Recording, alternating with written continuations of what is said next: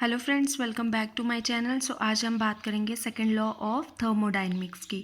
ठीक है, तो इस लॉ को हम और क्या बोल सकते हैं, law of degradation of energy और लॉ ऑफ एंट्रोपी भी बोल सकते हैं। एंट्रोपी को जो है सबसे पहले किसने यूज़ किया था, रिडोल्फ कैलोसिस ने यूज़ किया था। This law state that entropy of the universe always increase in course of every spontaneous change. ठीक है, जो यूनिवर्स की एंट्रोपी है वो हमेशा इंक्रीज़ करेगी इन एवरी स्पॉन्टेनियस चेंज। ठीक है, तो समझने वाली बात ये है कि एंट्रोपी क्या है, डिसऑर्डर ऑफ सिस्टम। ठीक है, मतलब कि सिस्टम जो है ऑर्डर में नहीं होगा। ठीक है, अगर हमारे पास किसी बॉक्स के अंदर मान लो मॉलिक्यूल्स हैं तो वो क्या है, ऑर्डर में नहीं होंगे, वो डिफरेंट होंगे। एक यहाँ पे होगा, दूसरा यहाँ पे होगा, तीसरा यहाँ पे होगा, फोर्थ यहाँ पे होगा, तो ये ऑर्डर में नहीं है, तो उसको हम क्या बोलते हैं, डिसऑर्डर ऑफ सिस्टम। ठीक है, सेकंड पॉइंट यहाँ पे समझने वाला ये है कि यूनिवर्स क्या है। ठीक है, सिस्टम प्लस सराउंडिंग को हम क्या बोल रहे हैं, यूनिवर्स बोल रहे हैं। ये हमारे पास अगर कोई सिस्टम है तो उसके बाहर वाली ये इसकी सराउंडिंग होगी, तो इन दोनों को मिला के क्या बन रहा है, यूनिवर्स बन रहा है। ठीक है, तो एंट्रोपी का मीनिंग क्या हुआ कि it is a degree of disorder और रेंडमनेस, और अदर वर्ड्स में हम क्या बोल सकते हैं कि it is a unavailable and useless energy. According to second law of thermodynamics, when a living or non-living system is left to itself, ठीक है, सेकेंड लॉ क्या बोल रहा है कि जब हम कोई भी सिस्टम है, चाहे वो लिविंग हो नॉन लिविंग हो, हम उसको जो है उसी के हाल पे छोड़ देंगे, जैसा है वैसा ही रहने देंगे, तब क्या होगा, वहाँ पे जो है एंट्रोपी इंक्रीज़ करेगी। क्यों इंक्रीज़ करेगी, क्योंकि वहाँ पे जो है स्पॉन्टेनियस चेंजेस आएंगे, केमिकल रिएक्शंस होंगी, फिजिकल चेंजेस आएंगे, तो वहाँ पे जो है एंट्रोपी जो है इंक्रीज़ करेगी। क्यों इंक्रीज़ कर रही है, क्योंकि हमारे पास जो है सिस्टम जो है वो ऑर्डर फॉर्म में नहीं है। ठीक है, ऑर्डर फॉर्म में नहीं होगा तो वहाँ पे एंट्रोपी जो है इंक्रीज़ करेगी। अगर वो ऑर्डर फॉर्म में होता तो वहाँ पे जो है एंट्रोपी डिक्रीज़ करती। ठीक है, इसीलिए सेकेंड लॉ क्या बोलता है कि आपके पास जो भी सिस्टम है, चाहे वो लिविंग है नॉन लिविंग है, जो जैसा है उसको वैसा ही रहने दो, अगर वो ऑर्डर फॉर्म में हुआ। ठीक है, सिस्टम हमारे पास जो है ऑर्डर फॉर्म में हुआ, मतलब उसको प्रॉपर जो है आप हर चीज़ प्रोवाइड करवा रहे हैं, तो उसकी एंट्रोपी जो है डिक्रीज़ करेगी। ठीक है, कम होएगी। अगर आपके पास जो है सिस्टम डिसऑर्डर फॉर्म में आया तो उसकी एंट्रोपी जो है वो इंक्रीज़ करेगी। ठीक है, यहाँ तक क्लियर है। अब हम यहाँ पे जो है एनर्जी की बात करेंगे पहले, कि एनर्जी के पास एक अपनी प्रॉपर्टी है। क्या प्रॉपर्टी है कि वो कहाँ किस तरह से मूव करती है, higher energy area to lower energy area for its uniform distribution. ठीक है, एनर्जी जो है वो कहाँ से कहाँ को जा रही है, हायर रीजन से लोअर रीजन की तरफ जा रही है। अब क्या होगा, ड्यूरिंग द काइनेटिक एनर्जी। ठीक है, काइनेटिक एनर्जी कौन सी हुई, जो मोशन में होती है। As some energy is lost in the form of heat. ठीक है, जब काइनेटिक एनर्जी मूव कर रही है तो यहाँ पे एनर्जी किस तरह से लॉस हो रही है, इन द फॉर्म ऑफ हीट।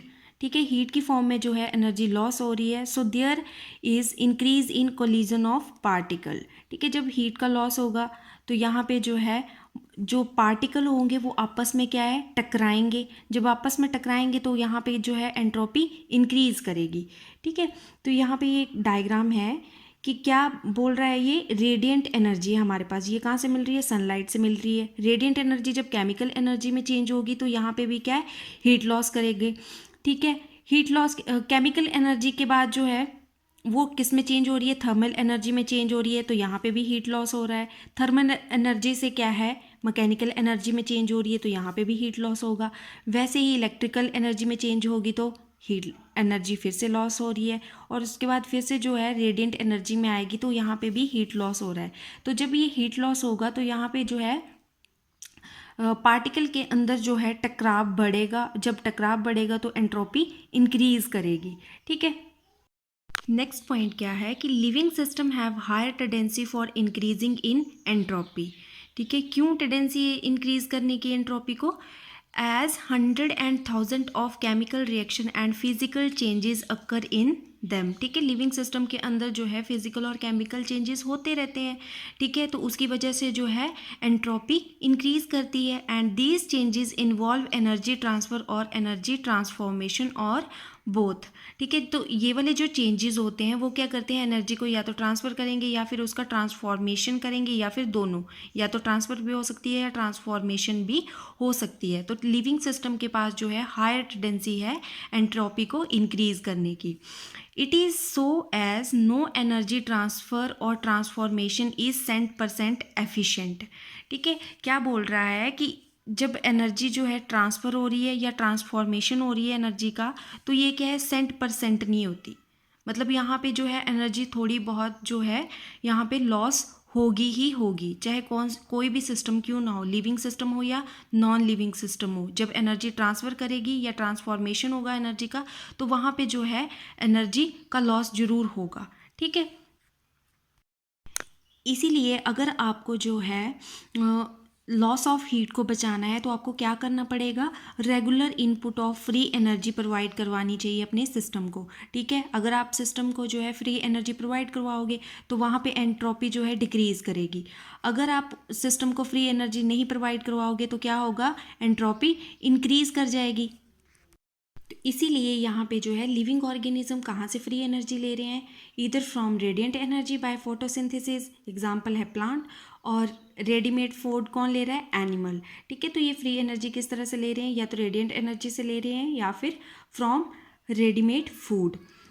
अब क्या होगा अगर हम फ्री एनर्जी ना प्रोवाइड करवाएं ऑर्गेनिज्म को, ठीक है, बाय चांस अगर लिविंग ऑर्गेनिज्म को जो है फ्री एनर्जी नहीं मिली तो क्या होगा, यहाँ पे जो है डिसऑर्डरनेस जो है इंक्रीज़ कर जाएगी और जो लिविंग ऑर्गेनिज्म है उसकी डेथ हो जाएगी। ठीक है, तो इसलिए entropy is maximum at the time of death. ठीक है, जब लिविंग ऑर्गेनिज्म को हम फ्री एनर्जी सप्लाई नहीं करेंगे तो यहाँ पे एंट्रोपी इंक्रीज़ करेगी। जब इंक्रीज़ हो जाएगी तो ऑर्गेनिज्म की डेथ हो जाएगी। So in order to survive the living organism have to minimum entropy, और मिनिमम एंट्रोपी की कैसे होगी, उसको हम जो है फ्री एनर्जी जो है सप्लाई करते रहें। जब सप्लाई बंद हुई तो यहाँ पे जो है एंट्रोपी क्या हो जाएगी, ज़्यादा हो जाएगी और उससे जो है ऑर्गेनिज्म की डेथ हो जाएगी। ठीक है, तो कहने का मतलब ये है कि सिस्टम को जो है एनर्जी की ज़रूरत होती है। ठीक है, क्यों ज़रूरत होती है, क्योंकि वो अपने ऑर्डर को जो है मेंटेन करके रखे। Means system require constant energy to maintain their highly ordered state. ठीक है, अगर आप एनर्जी नहीं प्रोवाइड करवाओगे तो जो है उसका जो ऑर्डर होगा वो किस में चेंज हो जाएगा, डिसऑर्डर में चेंज हो जाएगा। अब ये बात अगर हम एग्जाम्पल के थ्रू समझे तो यहाँ पे हमारे पास क्या है, 7 molecule of glucose plus oxygen के हैं। जब यहाँ पे रिएक्शन होगी तो ये किस में चेंज हो जाएंगे, 12 मॉलिक्यूल में चेंज हो जाएंगे। कौन कौन से, कार्बन डाइऑक्साइड प्लस वाटर। ठीक है, तो इसमें चेंजेस आए तो यहाँ पे क्या हो रहा है, increase in number of molecule leads to increased chance of collision. ठीक है, जैसे जैसे नंबर ऑफ मॉलिक्यूल इंक्रीज करेंगे वहाँ पे कोलिजन का चांस भी इंक्रीज करेगा, और क्या होगा साथ में, एंट्रोपी भी इंक्रीज करेगी। अगर हम नेक्स्ट एग्जांपल देखें कि सॉलिड सब्सटेंस जो है चेंज हो रहा है लिक्विड में, और लिक्विड सब्सटेंस किस में चेंज हो रहा है, गैस में चेंज हो रहा है, तो क्या होगा, there is more degree of freedom causing increase in molecular disorder and entropy. ठीक है, तो यहाँ पे अगर मान लो ये वाला एग्जांपल हम सॉलिड वाला समझे तो यहाँ पे जो है मॉलिक्यूल किस तरह के हैं, ऑर्डर फॉर्म में है। ठीक है, ऑर्डर फॉर्म में आए तो यहाँ पे ये कौन से हैं, सॉलिड फॉर्म में है। जब ये लिक्विड में चेंज होंगे तो क्या होगा, इनका ऑर्डर जो है वो थोड़ा डिफरेंट हो जाएगा, और जब ये बिल्कुल गैसेस में चेंज हो जाएंगे तो यहाँ पे क्या है, एक मॉलिक्यूल यहाँ होगा, यहाँ पे होगा, यहाँ पे होगा, मतलब यहाँ पे जो है ऑर्डरनेस जो है इसकी क्या हो जाएगी, चेंज हो जाएगी। तो यहाँ पे जो है गैसेस फॉर्म में ये किस तरह का हो जाएगा, डिसऑर्डर फॉर्म में हो जाएगा। जब ये डिसऑर्डर फॉर्म में आया तो यहाँ पे एंट्रोपी जो है इंक्रीज कर जाएगी। मीन्स सिस्टम जो है हमारे पास किस तरह का आ गया, डिसऑर्डर फॉर्म में आ गया, तो यहाँ पे जो है एंट्रोपी इंक्रीज करेगी। तो ये रहा आज का हमारा topic, second law of thermodynamics.